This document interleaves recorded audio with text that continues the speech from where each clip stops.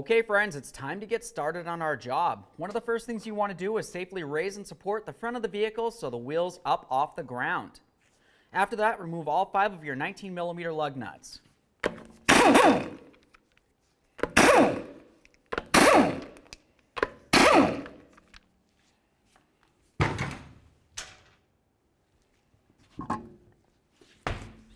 With the wheel out of the way, the next thing we're going to pay attention to is the caliper.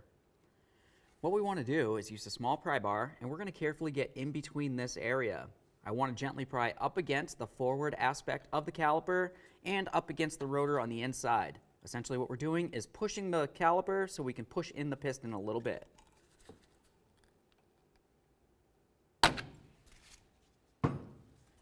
Now once you feel as though you have some movement, we can continue on to our 2 caliper slider pins. To remove these bolts, let's go ahead and use a 14mm socket. We'll start up top. Once you have the top bolt loose, go ahead and fully remove the lower.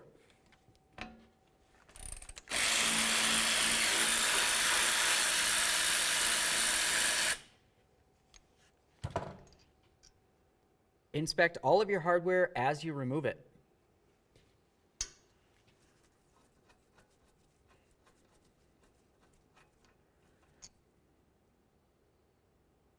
Carefully slide the caliper out of position, and now you want to give it a quick inspection. If you see any fluid in this area, that means you have brake fluid leaking, in which case you would replace the caliper. Let's set this aside, putting no pressure on the flex hose. Now we can go ahead and grab onto these little clips right here. They should just want to pop right out of the pads. It's a good idea to give them a quick inspection, make sure they don't look broken or damaged or weak in any way.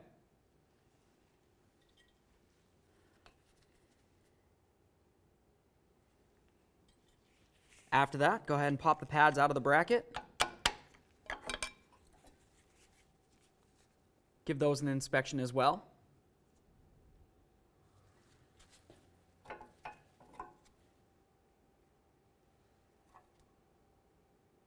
Now let's move along to our 2 caliper bracket bolts. For this, I'm going to use a 17mm.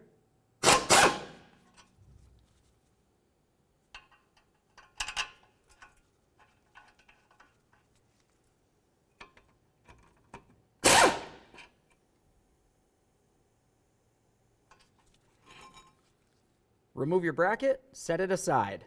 Now let's just take one of our lug nuts. We're going to start it onto one of the lug studs. Now looking at the rotor where it mounts onto the hub, you're going to find 2 Phillips head bolts. There's one located right here, and then typically one directly across from it. To remove those, it's going to be easiest using an impact driver and a hammer.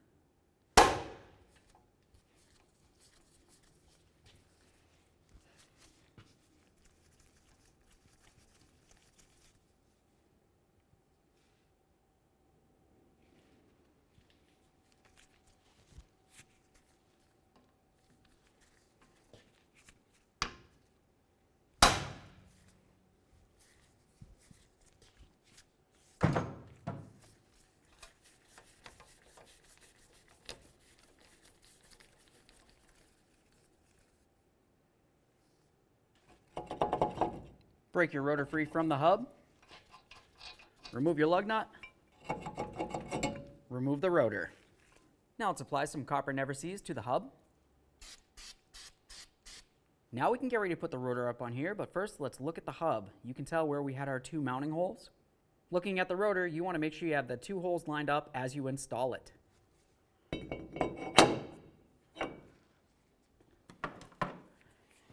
Once those are on there, reinsert your mounting screws.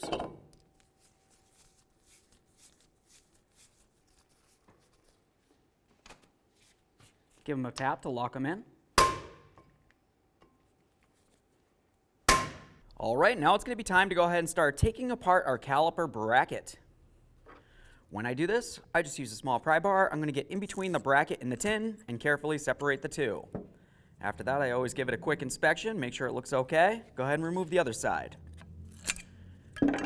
Now once you have both of those off of there, let's continue on to the caliper bracket slider pins. That's each of these right here. For these, I'm just going to go ahead and grab onto this. I'm going to hold the boot, twist the pin, and slide it out of position. Give the pin a quick inspection, set it aside. Go ahead and remove the other one. As you can tell, they look the same, so we're not worried about mixing them up. We can set the pair of those aside, and now we can clean the bracket. Now we can go ahead and remove the caliper slider boots. To do that, if I go ahead and tug on it like this, you can see it starts to separate. I don't want to tear it in any way, so I'm just going to carefully get in between with a small screwdriver and gently pry it out. Once you have it out of there, you want to give it a quick inspection. Make sure it's still soft and pliable, and it doesn't look like it's torn or worn in any way. Let's get the other one out of there as well.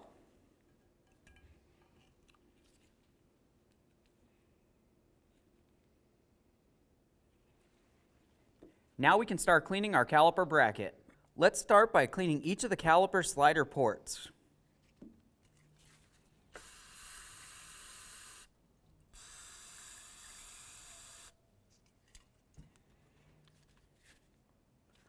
We'll use a bore brush.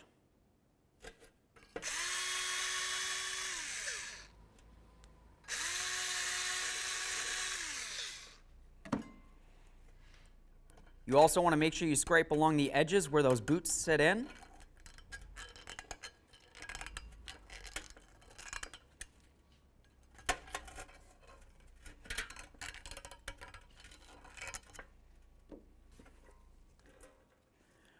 Let's give it a rinse.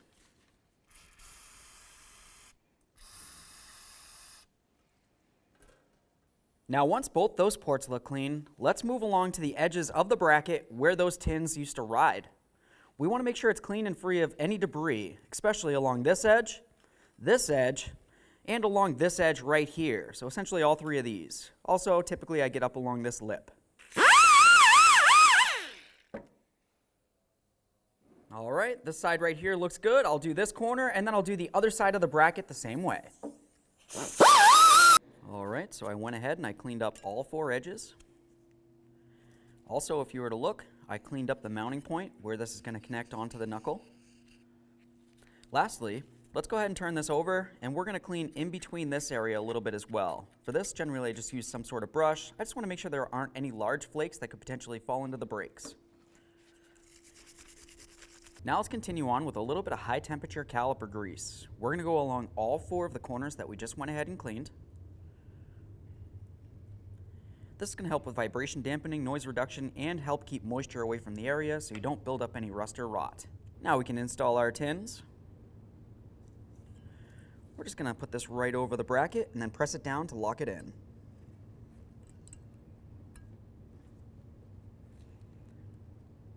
Make sure that it's locked. Go ahead and do the exact same thing on the other side of the bracket. Continuing with the high temperature caliper grease, we're going to go right inside each of these ports. Just put a little bit of this grease right along the very edge where the caliper slider boot is going to be. Now we can start looking at our caliper sliders a little bit better. Let's go ahead and start wiping these down so we can give them a thorough inspection. Looking at the slider pin, you want to make sure the entire shaft area of it is nice and clean and free of any debris or rust or rot. Also, you want to make sure that you clean this area right up along here. You can see that there's a little bit of a ridge, and that's where the boot needs to go ahead and sit on, and it needs to make a good seal. If it looks like it's full of anything in there, just go ahead and scrape it out. We'll clean this up, and then we can go ahead and lubricate it and set it aside. There we are. As you can tell, I cleaned down the shaft and, of course, up into that ridge. We can set these aside. Now we can start cleaning our caliper slider boots. The main area that you want to clean is the inside area right there. It needs to be clean and free of any debris. To clean these, it's going to be easiest using a nice rag. Typically, I don't try to use any chemical on rubber because I don't want it to get swollen or damaged. Once you have the rag through it, just go ahead and rub the boot all along the rag that's going on the inside.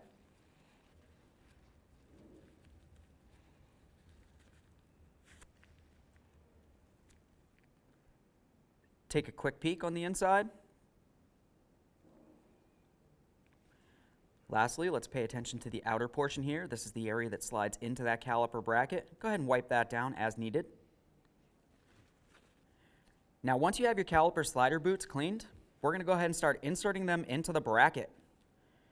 Let's take this boot from an angle. We'll just work in one edge, and then we'll just roll it right in, pressing with our thumbs, whichever finger you need to use, slide it into position, and then generally I give it a little twist just to make sure that the grease has made its way all the way around. And that way there we don't have to worry about moisture making its way in.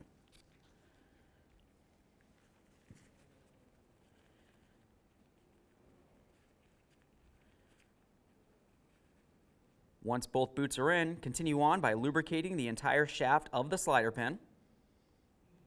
And then also make sure you make your way up and into that ridge that's closest to my fingers. It's very important to make sure you get into that ridge to help keep the moisture out.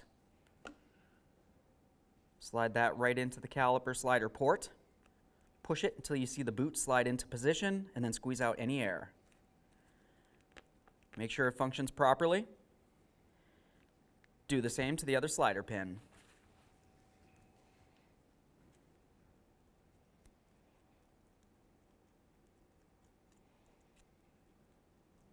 Now let's make our way back over towards the vehicle and grab our caliper mounting bolts. We're going to make sure that the threads are clean and free of any debris, and then apply a thin amount of red thread locker. Let's carefully take that bracket. We're going to slide it in position over the rotor. We'll take our caliper bracket bolts. We'll slide those in. Start each of these in by hand, and then we'll snug them up and torque them to 80 foot-pounds.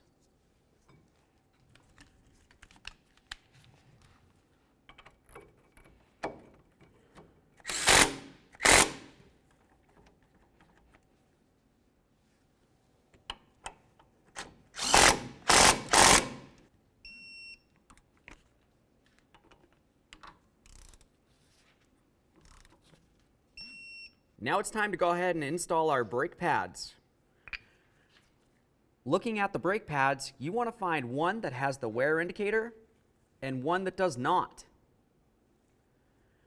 We're going to take the pad that has the wear indicator and we're going to put it on the inboard side. As you can tell, I have the wear indicator facing upward. We'll go ahead and slide this right into position. You want to make sure that it can still move around after you slide it in. If it feels as though you have to force it in or even use a hammer, more than likely you didn't clean up the bracket enough. Get that outer pad on there, same way.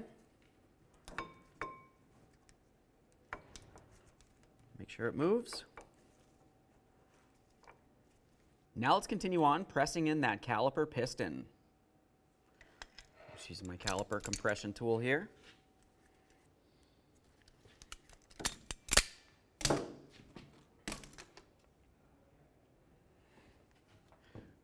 Once the caliper looks as though it's completely compressed, let's continue on with a little bit more of that high temperature caliper lube. The areas that you're going to want to lubricate is the metal aspect of the piston.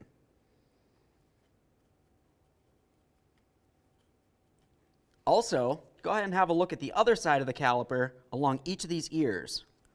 Lubricating all this is going to help with vibration dampening and noise reduction. The next thing we're going to do is grab our springs, and for these you want to find the holes that are in each of the pads. We'll go ahead and slide them in there. Just keep in mind that that's going to try to spread the pads apart, so you need to hold them together while you continue.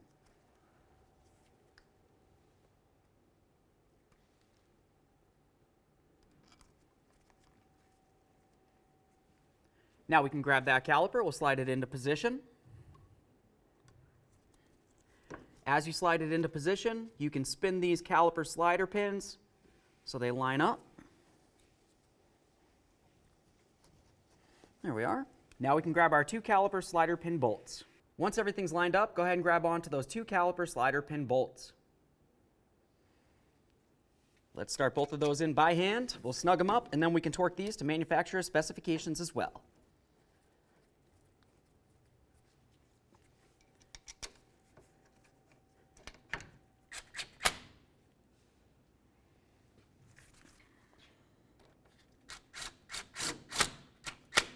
Now we can torque each of these to 25 foot-pounds.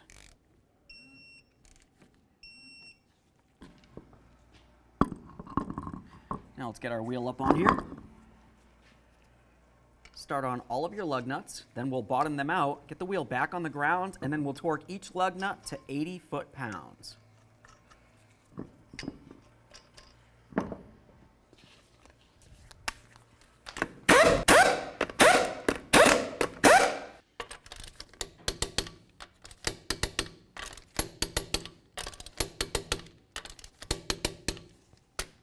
Torqued. Okay friends, we got the brakes all together. What's left to do now? Now of course you're going to want to make sure that you do the exact same thing on the other side of the vehicle. After you do that, go ahead and pump up the brake pedal till it's nice and firm. Make your way under the hood to the master cylinder. You want to make sure that it's nice and full. If it isn't, go ahead and top it off with some .3 brake fluid. After that, take it for a road test. Thanks for watching.